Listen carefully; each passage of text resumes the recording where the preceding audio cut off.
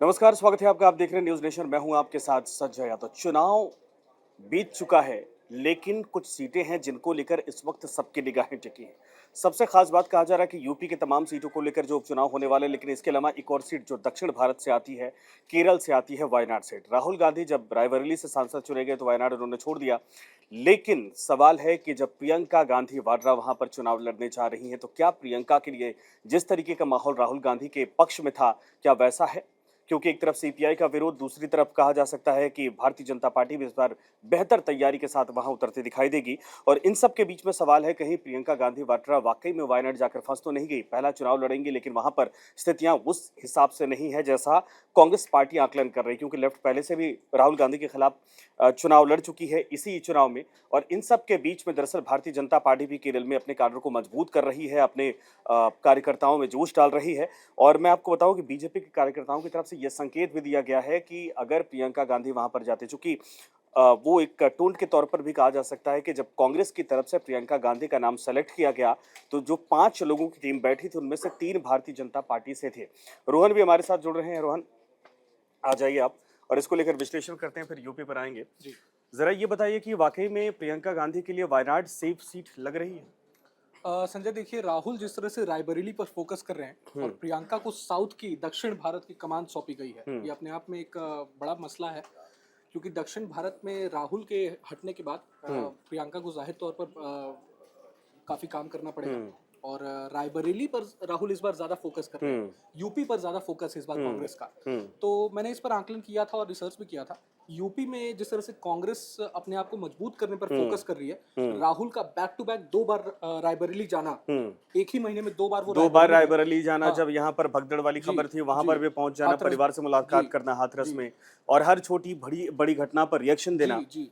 तो ये कहीं न कहीं यूपी में कांग्रेस को मजबूत करने की एक कोशिश है राहुल गांधी की। ये मेरा जो आकलन कह रहा है यही है। यूपी पर आते हैं अभी। जी, अखिलेश यादव के लिए क्या वाकई में मुसीबत जी। राहुल गांधी है, या फिर भारतीय जनता पार्टी इसको लेकर करेंगे? लेकिन पहले वायनाड को लेकर चर्चा।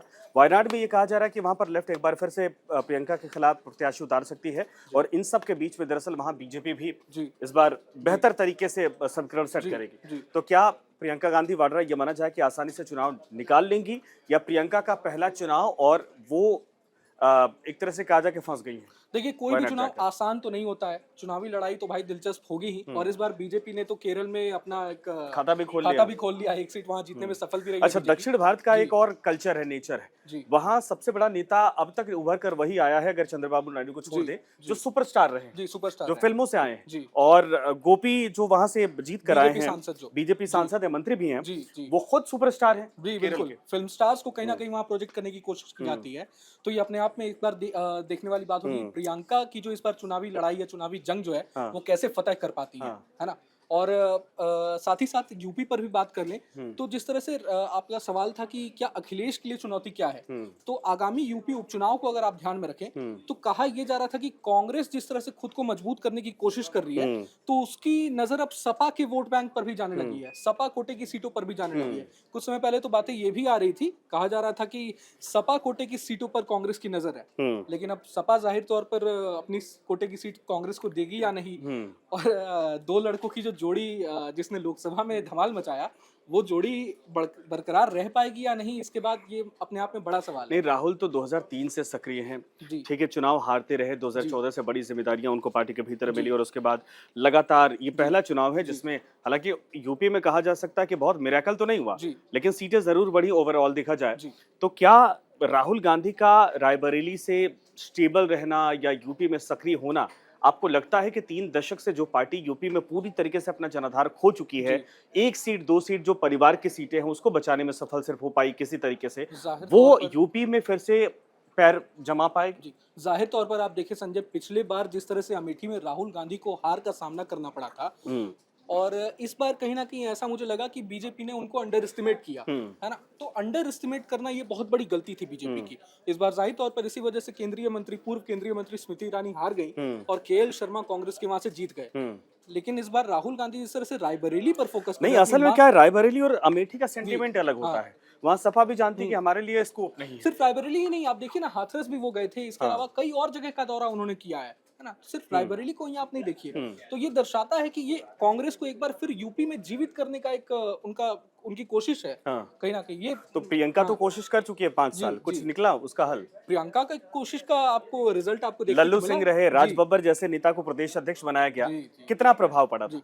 प्रियंका की कोशिश का नतीजा हमने देखा है इस बार, हाँ। लेकिन मेरे को लगता है कि यूपी में इस बार अखिलेश यादव का जादू ज्यादा काम किया है। हाँ। अखिलेश यादव गेम चेंजर तो साबित सवाल हुए तो हैं। यही है कि जी राहुल किसके लिए चुनौती है, या अखिलेश के लिए राहुल चुनौती है या जी। बीजेपी? अब ये तो देखने वाली बात होगी कि हाँ। उपचुनाव से ही ये साबित हो पाएगा। अब हाल ही में उपचुनाव होने वाले हैं, उपचुनाव से जो रिजल्ट आएगा उपचुनाव का, हाँ। उससे साबित हो जाएगा कि कांग्रेस की इस कोशिश, राहुल की कोशिश का क्या रिजल्ट निकल कर आता है, क्या देखिए, वो अगर सफल हो पाते इतिहास हैं। में जी जाए, मुझे लगता है एक बार फिर से जी चलते चलते बात करते हैं। इतिहास में जाए तो मुलायम सिंह यादव जब जानते थे, जी मुलायम सिंह यादव को इसीलिए कहा जाता था ना कि अगर वो राजनीतिक ऐसे खिलाड़ी हैं, ऐसे पहलवान हैं जी जिनको पटकना बड़ा मुश्किल होता था, जी पटकनी देना, क्योंकि वो जानते थे कि कांग्रेस का अस्तित्व अगर यूपी में मजबूत होता है, जी कांग्रेस को कभी उन्होंने अपने साथ हाथ नहीं मिलाने जी दिया। जी। कांग्रेस का अस्तित्व अगर मजबूत होता है यूपी में तो समाजवादी पार्टी को नुकसान होगा, नुकसान क्योंकि होगा। सिमिलर वोट बैंक है। बिल्कुल बिल्कुल इधर कांग्रेस का ही वोट बैंक समाजवादी पार्टी को गया था। बिल्कुल। क्या अखिलेश यादव भारतीय जनता पार्टी के विरोध में कांग्रेस से अलायंस करके ये गलती तो नहीं कर रहे,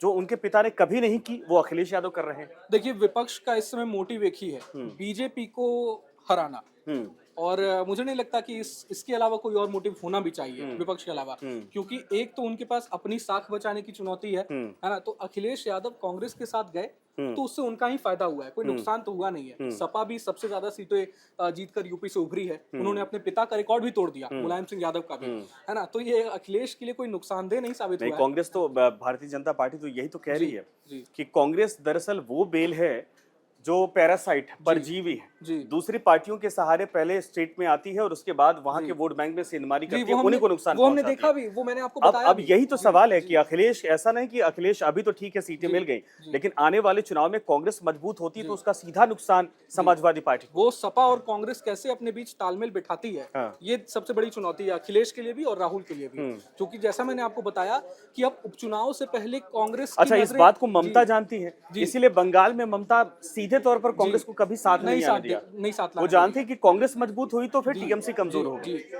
अभी अभी चूंकि अखिलेश को 2027 उनका लक्ष्य हाँ। है ना। तो 27 में खुद को मजबूत करने के लिए कहीं ना कहीं उनको कांग्रेस का भी सहारा लेना ही पड़ेगा। अकेले वो नहीं लड़ सकते हैं बीजेपी से। तो ये मेरा मानना है। अब देखिए उपचुनाव में क्या होता है, उपचुनाव से ही आगे का जो वो लक्ष्य है, आगे का उपचुनाव में रास्ता वो कांग्रेस को तैयार सीटें होगा। मिलेंगी, समाजवादी पार्टी देगी या नहीं देगी? सीटें बहुत कम है, 12-13 सीटों उपचुनाव पर में है। अगर सपा कांग्रेस को सीटें देती भी है हाँ। तो सपा उसके बदले में कुछ ना कुछ लेगी कांग्रेस से। जैसे कि आप महाराष्ट्र में देख लें, हाँ। सपा महाराष्ट्र में खुद को मजबूत करने, खुद को खड़ा करने की कोशिश कर रही है। हरियाणा में भी खुद को खड़ा महाराष्ट्र में 2-4 सीटें जी तो हैं जहां समाजवादी पार्टी अगर कांग्रेस जी सीट नहीं देती है तो भी वो अकेले लड़के वहां से निकाल सकते हैं। जी मध्य प्रदेश में कुछ सीटें आती हैं उसी तरीके से। और कांग्रेस को क्या, समाजवादी पार्टी को इससे क्या बेनिफिट मिलेगा? महाराष्ट्र में 2-3 सीटें या 1-2 सीटें तो हमेशा वो निकालती रही जी। है। बट जैसा कि मैंने कहा कि अखिलेश यादव की कोशिश है कि पार्टी को राष्ट्रीय स्तर पर ले जाए। अच्छा। जी। तो राष्ट्रीय स्तर पर जिस तरह से आप देखिए उन्होंने लोकसभा चुनाव लड़ा अपनी विधानसभा सीट छोड़कर, तो उनकी कोशिश ये है कहीं ना कहीं वो राष्ट्रीय स्तर पर जाना चाहते यानी हैं, आप है कह ना? रहे हैं कि ये संकेत है कि अगर यहाँ कॉम्प्रोमाइज करती है समाजवादी जी पार्टी जी तो महाराष्ट्र में सीटों के समीकरण बिल्कुल को बढ़ाया जा सकता है, बढ़ाया जा यानी सकता सीट है। ज्यादा डिमांड की जी जाएगी। बिल्कुल और बिल्कुल ऐसे में उन इलाकों को चिन्हित करके, जैसे असदुद्दीन ओवैसी करते हैं, वैसे समाजवादी पार्टी बिल्कुल भी बिल्कुल अपनी जड़ को मजबूत करना मजबूत चाहेगी। करने की कोशिश करेगी। जी अच्छा। अच्छा, दूसरा ये भी कहा जा रहा है कि महाराष्ट्र में इस बार कांग्रेस के लिए हवा थोड़ी मजबूत है पहले के जी मुकाबले, जी। तो इसका फायदा समाजवादी पार्टी को मिल सकता है बिल्कुल मिल सकता ना? है महाराष्ट्र में। हालांकि एमएलसी चुनाव में तो ये देखने को नहीं मिला, इसका हाँ। बिल्कुल उलट हुआ, है हाँ। ना। हालांकि अब विधानसभा चुनाव में क्या होता है, शरद पवार सबसे बड़ा फैक्टर है विधानसभा चुनाव में। कल छगन भुजबल भी उनसे मिलने गए हुए थे, क्या बातचीत हुई, अंदर क्या रणनीति, क्या खिचड़ी पक रही है, तो ये देखने वाली बात होने वाली है, नहीं, शरद पवार को अंडर एस्टिमेट तो नहीं किया जा नहीं किया सकता जा है, वो सकता ऐसे बिल्कुल। नेता हैं। जी और मुझे लगता है कि अजीत पवार इस बात समझ भी गए जी हैं बिल्कुल बिल्कुल। कि जब लोकसभा महाराष्ट्र चुनाव हुआ तो महाराष्ट्र में संजय आप देखिए शरद पवार से बड़ा कोई खिलाड़ी नहीं है। खिलाड़ी नहीं। वो तो असली खिलाड़ी है, गेम चेंजर है, वहां पे कभी भी पासा पलट सकते हैं। हम्म तो असली खिलाड़ी वही है। यूपी पर आप देख लें, यूपी में अखिलेश राहुल क्या करते हैं, दो लड़कों की जोड़ी इस बार क्या कमाल कर पाती है। और ठीक है, बिल्कुल इसका जी इंतजार करिए जब उपचुनाव अनाउंस हो जी जाता है और उसके बाद पता चलता है कितनी सीटें किसको मिल रही हैं, कितने सीटों पर इनमें चुनाव लड़ा जाता है। लेकिन जरूर है कि कांग्रेस का मजबूत होना अखिलेश यादव के लिए चिंता का विषय बन सकता है।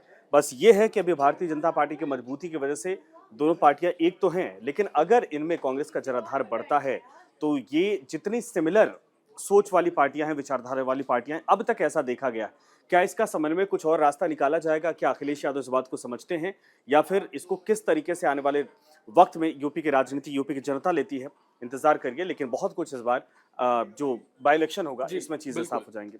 रोहन, बहुत बहुत धन्यवाद आपका। बहुत बहुत धन्यवाद संजय। तो बने रहिए न्यूज नेशन के साथ और जो खबरें आएंगी हम लगातार आप तक अपडेट करते रहेंगे। धन्यवाद।